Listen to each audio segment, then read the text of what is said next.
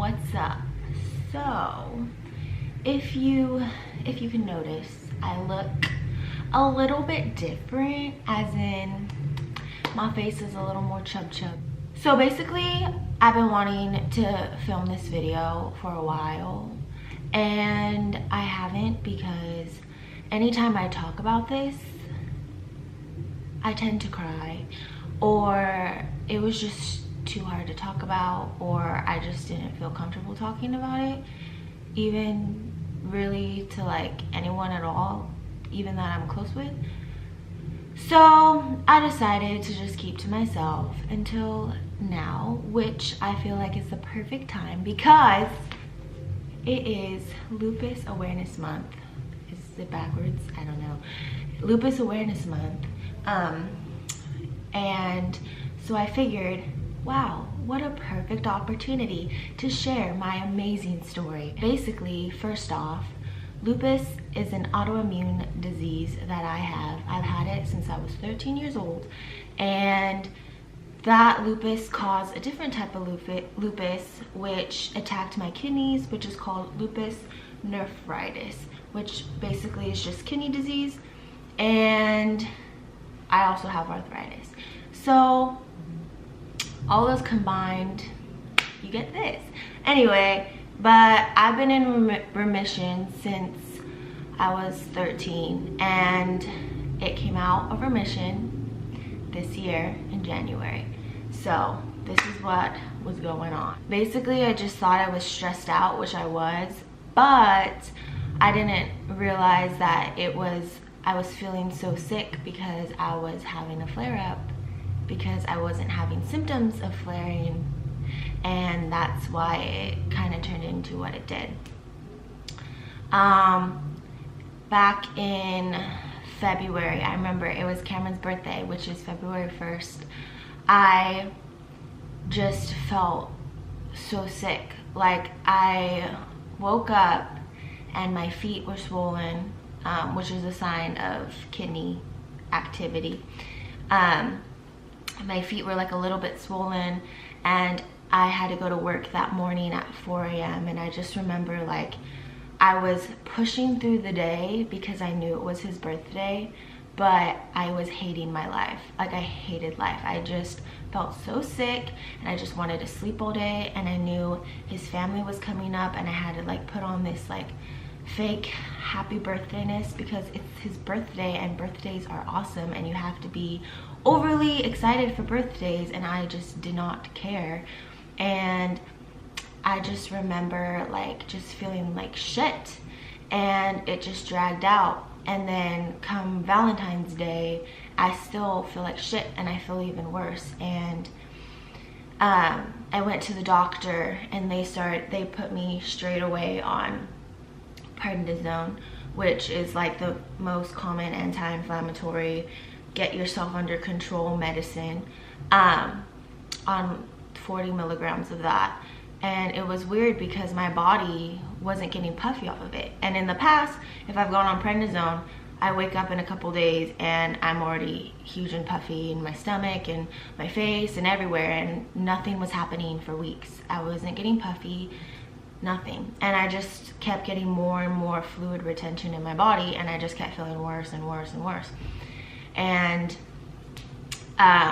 so finally I just told my mom and my doctor that I just couldn't take it anymore, and they sent me to the ER in Stanford. And so I drove myself home to my mom's house, and then my mom drove me to Stanford. And the reason why I didn't want to go, obviously, one, it's a hospital, emergency room, that's not fun. Two, the last time my mom took me to the emergency room is when I was 13 years old, and she promised me, I vividly remember, she's like, Jane, we need to go to the emergency room, you're not okay, but I promise we'll be back tomorrow. We didn't come home for almost a month. So and she just kept saying we'll be back soon, and I just kept being like, I know you're lying to me, I don't want to go. But I knew I had to go because I was having shortness of breath and like chest pain, like horrible chest pain. So we went to the emergency room, and right away they started like doing all the little things, get the IV in, do the blood pressure, do the EKG, do all that good stuff. Did an ultrasound on my heart, saw that it was leaking and all this stuff.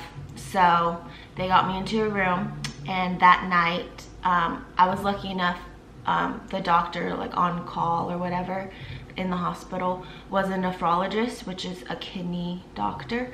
So she started me that night, like a day early, on very high dosage of steroids with the prednisone, which was 600 milligrams through the IV, and then started me on my first dose of Cytoxin, which is a form of chemotherapy.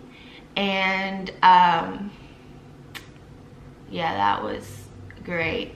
And then the next day I was able to meet with my real doctor, my lupus doctor, and she kind of let me know what the treatment was going to be and what was kind of going on. So basically, when I visited my doctors in February for that first time to get the medicine, my kidneys were functioning at 60%. That's like my normal rate. Like when I'm in remission, I'm functioning at 60%. And I don't really know exactly where it was there, but when I went back, and when I was in the hospital and they did the blood work and all that, I was functioning at around 10%. So in about a month, I went from 60% to 10% functioning, and that's why I felt so bad. And so there was there's this, I don't know what it is, it's like a chemical or a protein or something called creatinine, which is, I guess, very important with your kidneys, and it needs to be really low. And mine every day was getting higher and higher and higher, which is, if yours is too high, you need to be on dialysis, which basically means that if it's too high, you're in renal failure, kidney failure. So for the first week, every single day, that shit went up, and it was pissing me off because I was on high dosage of steroids. I was getting this shot called heparin twice a day. That shit burns, and they put it in your, it's a shot, and they put it in your stomach, and I had bruises, like 20 million bruises all over my stomach from this freaking shot to prevent blood clots, because just being in a hospital bed and stuff. Oh my god. Anyway, but so I had that, and it's because it kept going up because the Cytoxin takes at least 7 to 10 days to kick in, and they gave it, and so for that first week nothing was kicking in, so my kidneys were just getting worse every single day. So I was just sitting in the hospital seeing if it was gonna work. If it was gonna work, then we continued with the Cytoxin. If it wasn't gonna work, we were gonna have to try something else. And so we were just sitting ducks, and it freaking sucked. And on top of it, I have really bad veins. I've always had bad veins. Like, they always draw from my hand, and I have one vein here, like only one that you can draw blood from. So I had my IV in this vein right here, and my body just rejects like metal. I don't know why. Like, and so after about like 3 days, my hand was so swollen that I could not use it, and I'm right-handed. So like literally, like my arm was fine, but my hand was like puffy, and it went out into my fingers, and I couldn't use my hand. So I was eating with this hand and all this, and it was really bad. And then they ended up switching the IV after like a week and a half, and then this hand swelled up, and then this hand was normal. So I was just like, oh my god. And I would, when they let me shower, I didn't have my right hand or whichever hand, so I was like showering with one hand, and I couldn't bend my arm, and yeah, it was great. And so hospitals just aren't fun. You just get weaker in hospitals. Like, I personally hate hospitals. I don't like them. I don't trust the people in them. No. So that was that. by about halfway, about like 7 days in, they started telling me that I was just stable. And so nothing was going up, but nothing was going down. So I was like, okay, good. That's kind of good and kind of bad, because I want to go home and I can't go home if nothing's happening. So at this point, I still was just a sitting duck. I got 3 days worth of 600 milligrams of the prednisone, and after that they dropped me down to only 60 milligrams. Everything was by IV mostly, and then for pills I just had my normal like blood pressure. I'm on blood pressure pills because the prednisone has my blood pressure really high, plus since my kidneys aren't working, my blood pressure is just naturally high right now, so it's like a double whammy. So I was on like blood pressure medicine, the shots for blood clots, my normal lupus medicine, my allergy medicine, and then the prednisone. I think that was it. And then like, because the Cytoxin gets rid of your immune system, I was taking an antibiotic, and I still am taking that antibiotic. So that's all the medication that I was on. And then I was on a water restriction, so I wasn't really able to drink water. I wasn't really eating. Honestly, I ate peanut butter and jelly sandwiches because the food there was nasty, because I was on a low sodium diet because of the prednisone and the water retention. Oh my god. So I just ate peanut butter and jelly sandwiches like twice a day, and I was starving all the time because prednisone makes you really hungry. And yeah, it was just not fun in the hospital, like at all. I was so depressed. I was so sad. I just couldn't believe that I was having such a bad flare-up. Like, I let it get to that point, and at the same time it's like it's not my control, like if my kidneys fell. So I was like just so upset, which anyone would be, like, hello. So finally, 2 weeks in, we got this random new doctor, the hospital doctor, and he decides if we go home or not. And he just comes in and he's like, okay, you're gonna go home today if your body absorbs the medication.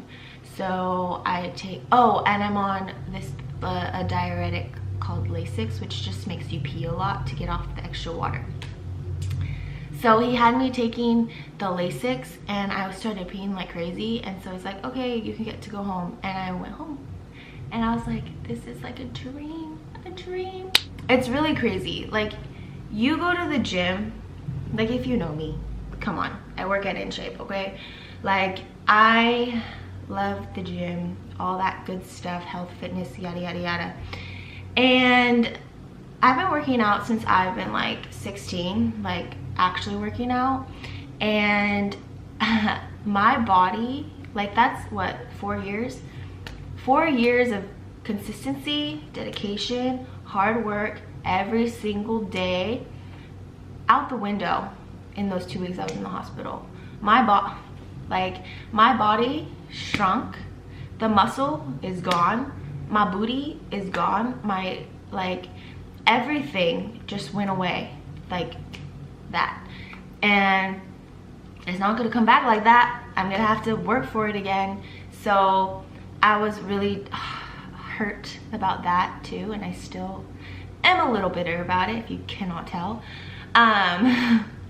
But I'm getting better, so it's okay, you know? Like, there's a silver lining to it. So at least I'm healthier, but that's the downside. I come home, and I come home in March. Yeah, like in the second week of March. And since then, it's now May 2nd. So it's been like 2 months, and it's been a really hard 2 months. I've kind of gone like up and down with my emotions, I guess you can say, because it's very frustrating, just with everything. I haven't been able to wear or go a day without my feet getting swollen since the middle of January and it is now May.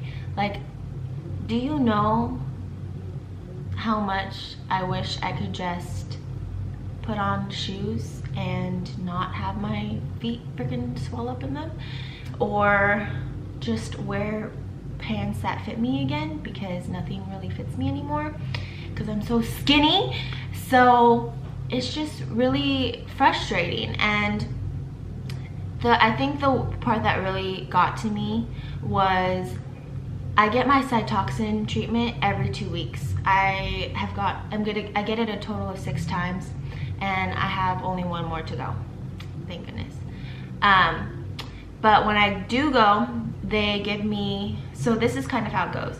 They put an IV, they give me a liter of water through the IV, then they give me like this medicine to make me not feel nauseous, and then they give me the Cytoxin, and then they give me another liter of water, and then Lasix, which is the stuff to make you pee, because the Cytoxin is really toxic.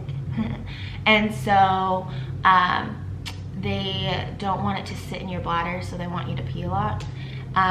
So typically whenever I get this treatment done, I gain 10 pounds of water weight, and I blow up in my face even more. I feel it in my neck, in my face, my stomach, and my feet get really puffy too. Like, even like right now, you can't really tell, but like there's a lot of like extra water in my arms. And so, you know, like if you lay on a pillow and you like are sleeping or whatever, and then you get like the lines on your face, that's what it does all over my body right now, because of all the water in there. And like, even though I look like skinny or whatever, like it's really like watery. I don't know how to explain it, but it's just like, you can tell it's like not skin, it's like, and it's not fat, but it's a little something. So yeah, so it's really frustrating that I tried, once I got cleared to work out again, I would try to work out, and then I would be losing the weight from the water weight and whatever, and then I would get this treatment, and then I would blow back up again, and it would look like I didn't even do anything. So it was getting really frustrating, and so I started like not wanting to eat properly, and then I would just eat bad, but then it would show because of the sodium, and it's just this really frustrating cycle. Or like when I try to go to the gym, and if I don't go early in the morning, by the end of the day my feet are too swollen to work out, so I wouldn't work out because it would hurt too much, and yada yada yada. Right now though, my feet do get swollen, but they take a lot longer to get swollen, and they don't get as swollen as they did. I was diagnosed with type 3 and type 5. Yeah, 3 and type 5. So the Cytoxin treats type 4, which eliminates blood in the urine. Yeah, and so and then my type 5 wasn't being treated, so that's what they're going to treat next. Type 3, I don't freaking know. I think it ties in with type 4. I don't know. But anyway, since it is chemo, I do see the side effects of it. I was getting this weird thing where like I would get like shooting pains in my hands and my feet, and then it would itch. But that hasn't really been happening, but it happened a lot when I just started taking it. And then I'm not like losing my hair in chunks, but it is definitely thinner, and the color of my roots is like, what the fuck is that? Like, it's like red, like light brown. I think it looks red, like a little leprechaun, but whatever. Like, it'll grow back, it's just hair, but like, come on, my hair, really. But yeah, and other than that, I'm not really seeing side effects of it. The only other thing is my nails. You can't tell because they're painted, but I get like, they turn white. They're white right now because I'm leaking so much protein, my kidneys are. so they're like white, so I always have my nails painted so no one can tell. And then the prednisone makes my face and my tummy puffy, which kind of sucks.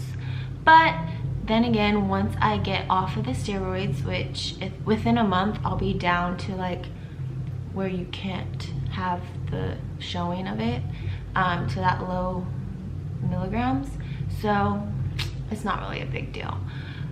But it's just been a long time of me having this, you know. So like I said, this month is Lupus Awareness Month, which is why I wanted to put out this video and kind of talk about what's been happening with me. And for the people that have been there for me and with me, I really appreciate it, because I really don't know what I would do without those people. I'm just trying to keep it cool until I'm back and better, because I finally am going back to work next week. I got a promotion. Go in shape. But I haven't been working since February, and so I'm kind of scared to go back just because I'm not in remission yet. But I need to go back because I'm going freaking insane being at home so much. A lot more people are coming out that they have it. Like, I've been telling people I have it since I've gotten it, since I've been diagnosed, but like a lot more like celebrities like are coming out that they have it, and just a lot of other people. So it's just a really gross disease, and the only way that people are going to learn about it and we find more medicine for it is if people talk about it. So I'll be one of those people that talk about it, and I really hope that you enjoyed this video, thought it was interesting, maybe know someone with lupus, maybe can understand them a little bit more with their lupus, because it is really a hard disease to understand. Like, when I'm in remission, you would never know that I have it. Like, no, you do not know that I have it. I look fine, but every day I feel like I could wake up and feel like shit, and I still have to do all my stuff. Like, I would wake up and have incredibly bad like joint pain, or I'm super freaking tired, but I still got a 12-hour day that I gotta do.